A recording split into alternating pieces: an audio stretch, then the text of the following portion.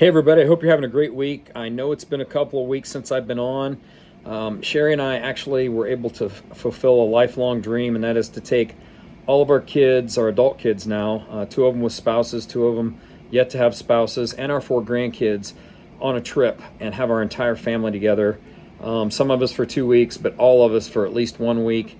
And it was absolutely fantastic. There was just a great family time. We grew closer together. We grew closer to the Lord. And it made me think of a verse that I wanted to share, and it's in 1 Timothy 5:8. And it reads, "But if anyone does not provide for his relatives, and especially members of his household, he has denied the faith and is worse than an unbeliever." Now, the reason I focused on this verse is I'm focusing on specifically the word provide. Now, I would say we all understand that we need to provide for our family, food, shelter, things that they need, especially as they're growing. Once they leave our household, then those things are generally their responsibility.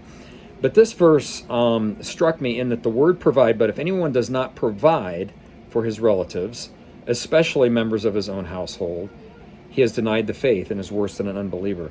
Now that Sherry and I are parents of adult children and of grandchildren, that word provide is much less, I think, it's much less and really doesn't have anything to do with providing food and shelter anymore. It's providing support.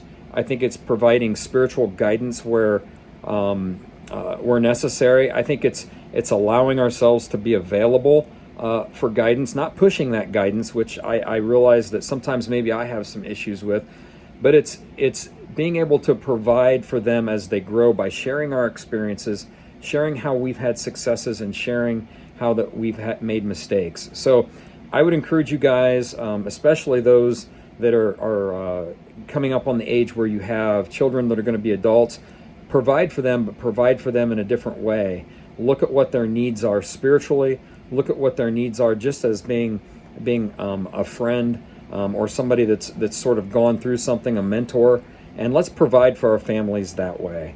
I want you to think about those things as we roll into Easter next week. I'm going to be jumping on and in the world of Christ's death, burial, and resurrection, and then we throw in Easter eggs and Easter bunnies and all that sort of stuff.